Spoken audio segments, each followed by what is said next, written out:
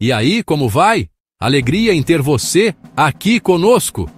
Imagine viver num Japão em que castelos queimam, samurais traem seus senhores e um tolo chamado Oda Nobunaga vira o jogo com armas de fogo e ideias loucas. E se eu te dissesse que ele acabou com o feudalismo japonês e abriu as portas para o Japão moderno?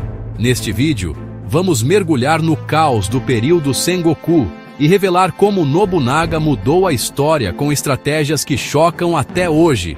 Comente, você acha que ele era gênio ou monstro? Inscreva-se agora na Jornada da Mente Criativa e vamos nessa!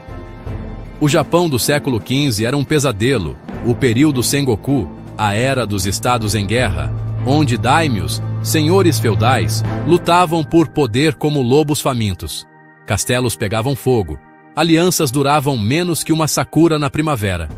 O shogunato Ashikaga, que deveria manter a ordem, era só um nome em Kyoto, devastada pela Guerra de Onin.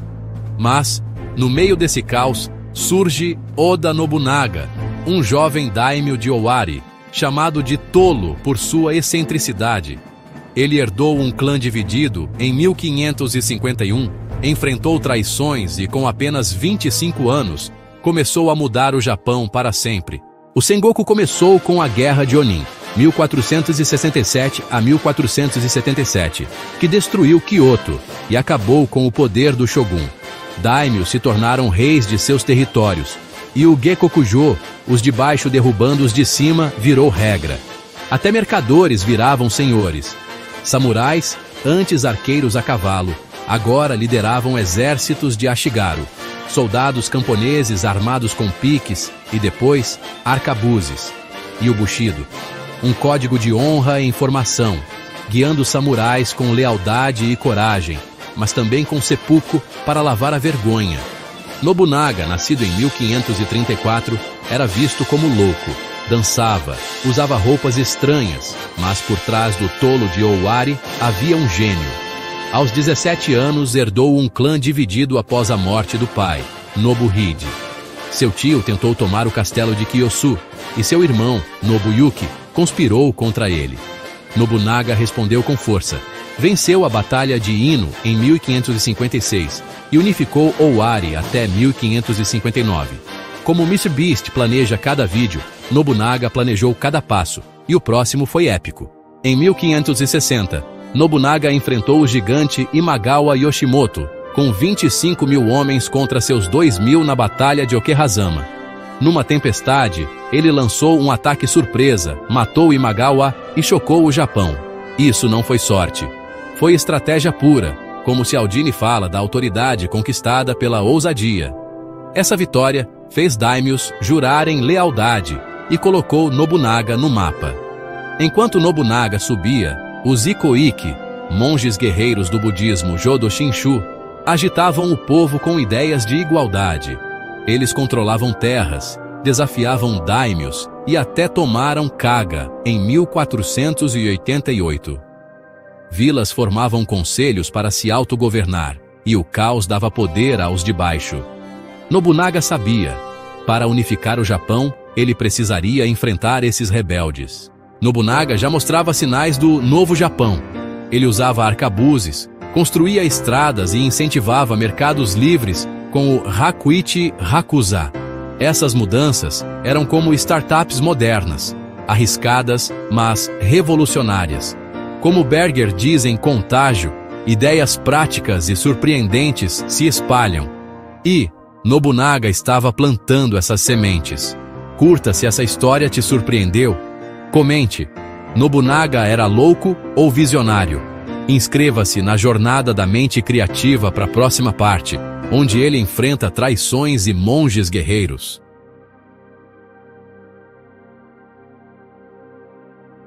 E se o homem que unificou o Japão tivesse que trair o próprio shogun e o cunhado para vencer? Nobunaga fez escolhas cruéis, como queimar templos e exibir caveiras. Mas será que era o único jeito? Nesta parte, mergulhamos nas alianças e traições que moldaram o Sengoku.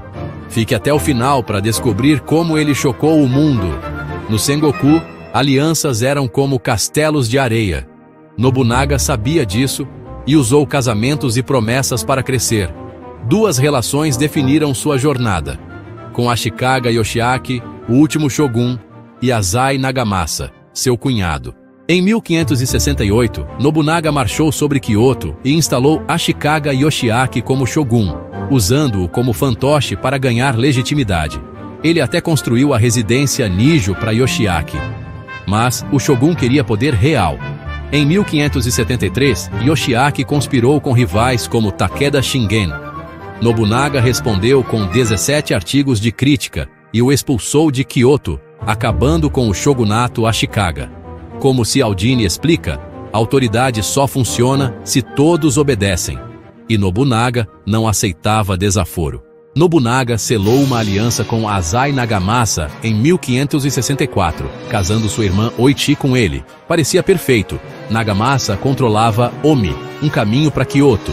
Mas em 1570, Nobunaga atacou os Asakura, aliados de Nagamasa. Dividido, Nagamasa escolheu os Asakura, traindo Nobunaga. Isso levou à Batalha de Anegawa. Prepare-se, porque essa luta foi épica. Em 30 de julho de 1570, Nobunaga e Tokugawa Ieyasu, com 20 e 30 mil homens, enfrentaram Nagamasa e Asakura Yoshikage, com 15 e 20 mil, às margens do rio Anegawa. Nobunaga usou arcabuzes em formações compactas, com piqueiros protegendo atiradores. Foi uma tática que destruiu a cavalaria inimiga. A vitória foi tática, mas não final. Nagamasa recuou para o castelo de Odani. Como Mr. Beast, Nobunaga sabia que um momento visual forte, arcabuzes em chamas, viraliza. E essa batalha ficou na história. Em 1573, Nobunaga sitiou Odani. Sem reforços, Nagamasa cometeu seppuku aos 28 anos, confiando Oichi e suas filhas a Nobunaga. Mas num ato cruel, Nobunaga executou o filho de Nagamasa, Mampu Kumaru, e, segundo relatos, lacou os crânios de Nagamasa e outros como taças. Chocante? Sim, mas era intimidação estratégica, como Cialdini fala do poder da autoridade. Essa traição te chocou? Curta e comente. Nobunaga foi longe demais? Inscreva-se para a próxima parte, onde ele enfrenta monges guerreiros num cerco de 11 anos.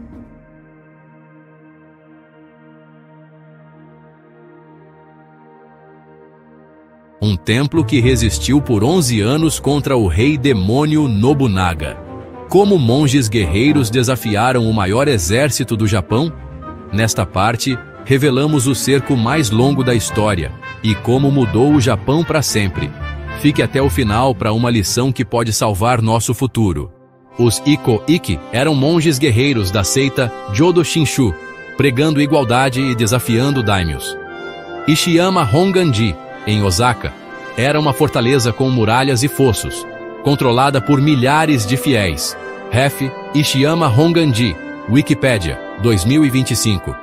Eles eram uma ameaça ao plano de Nobunaga, unificar o Japão sob um poder secular.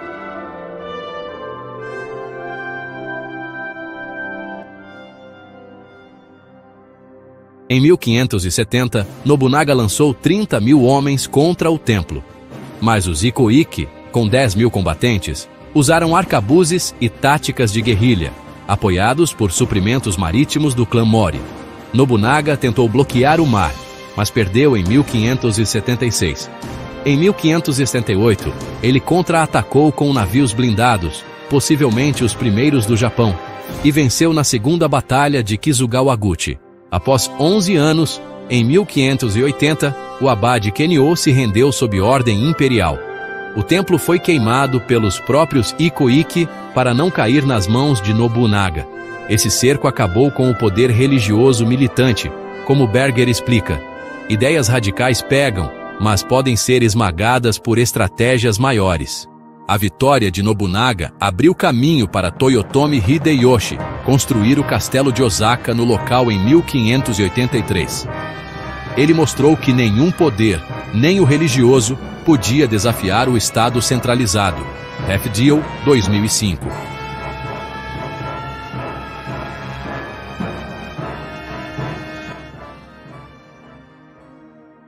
Curta se esse cerco te impressionou. Comente, os Ikuiki eram heróis ou rebeldes? Inscreva-se para a última parte, onde Nobunaga cria o novo Japão.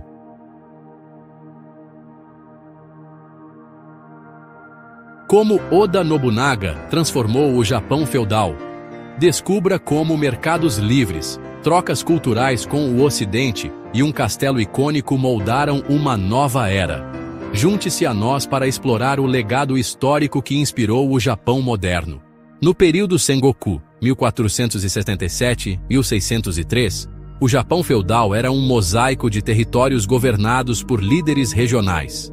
Guildas comerciais controlavam a economia e templos budistas influenciavam a cultura. Oda Nobunaga viu o potencial para unificar e modernizar essa sociedade diversificada. Em 1567, Nobunaga introduziu o Hakuichi Hakuza, abolindo restrições comerciais e criando mercados livres em cidades como Azuchi. Em 1569, sua lei monetária padronizou moedas de ouro e prata, estabilizando a economia. Estradas e portos, como no Lago Biwa, impulsionaram o comércio sustentável. Nobunaga abriu o Japão ao comércio Namban com portugueses, trazendo arcabuzes e novas ideias culturais.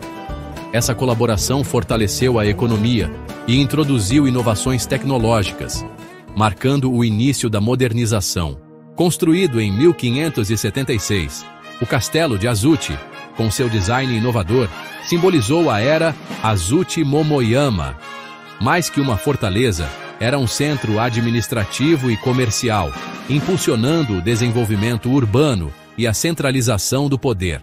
As reformas de Nobunaga, mercados livres, inovações tecnológicas e centralização mostram como visão estratégica pode transformar sociedades.